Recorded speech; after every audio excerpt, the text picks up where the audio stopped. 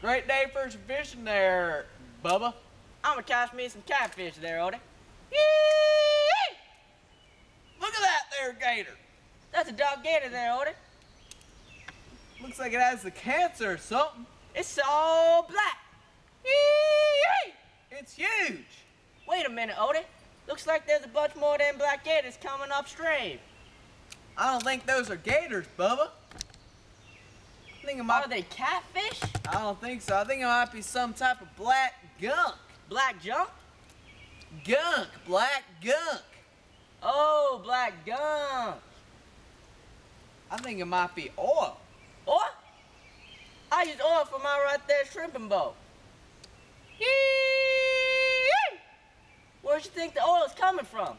Well, looks like it might be coming from in the Gulf. In the Gulf? Why do you think there's oil in the Gulf? I don't know, but look at all them there heli choppers. We should check the crank screen to see if there's any information on this. Yee! Crank it up! Yee!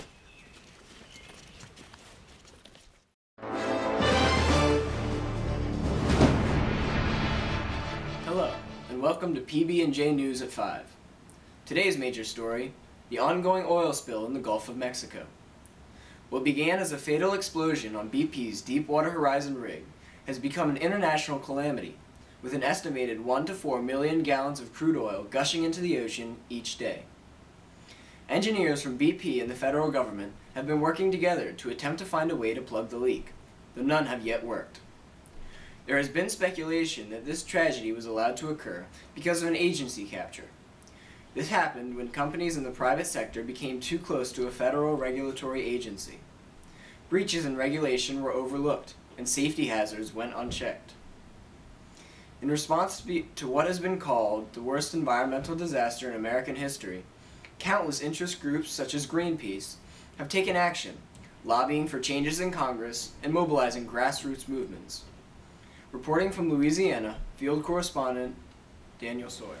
Thanks, Cody. I'm here in Louisiana, standing in one of the many wetland marshes that are being threatened. As you can see, oil is being seeped through booms and squeezed past the many barriers that were built to keep it from destroying the ecosystem. Currently, BP is trying to stop the leak by cutting the main pipe and then sealing the pipe with a steel cap. Previously, BP tried to clog the pipe with mud and tried to place a steel dome over the leaking pipe, which would then stop the flow of oil. But unfortunately, both of these attempts have failed. Congressmen in the affected area of the oil spill will try to pass pork barrel legislation to receive aid for their constituents that are being harmed by the oil and the failing fish market. This will show the constituents how much aid they can give them during times of crisis. Congressmen are taking advantage of this opportunity and are attempting to become re-elected in future years. A poll by the Rochester Business Journal has indicated that the majority of the public believes BP is the one to blame for the oil spill. 60% also believe that the federal government was not right in what it did. The media continually shows heartbreaking images of drowned wildlife. President Obama has already made 2 trips here to survey the damage, and the federal government is going to intervene. Here are 2 residents who have witnessed this destruction.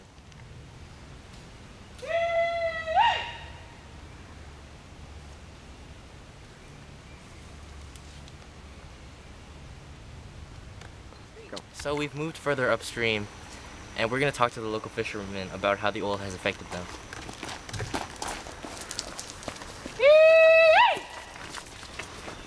Hello, boy. Are you guys commercial fishermen? Yeah, yes we are, but we haven't been able to fish commercially out in the Gulf for a while because of all this oil. And our favorite fishing stream is filled with oil downstream, so we had to move up here away from our favorite log. How has your government regulated your business due to the oil spill? Well, I'm a Republican, and I don't believe that the government should be banning me and telling me where I can't fish and who I can't sell fish to. We can fish around the oil. I mean, there's oil in the Gulf. And then BP, what have they done? They paid each of us commercial fishermen $5,000 for the harm they've been doing us. $5,000. I usually make $100,000 in a month with all the fish that I sell and all the shrimp.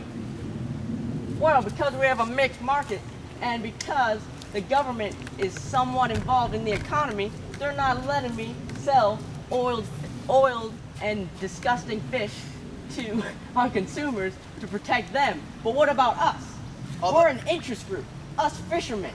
I have seen President Obama around here, but he needs to start doing something. If you read any of the local public opinion polls, you'll see that everyone thinks that Barack Obama should start regulating and start making some laws or doing something to help this oil spill. He needs to punish BP for the harm he has done to my trade. All the media is showing is these killed and dying birds in the oil. But what about us fishermen who are also being killed from not making any money? I mean, we had to move from my favorite fishing spot. Do you understand how much that hurts me inside?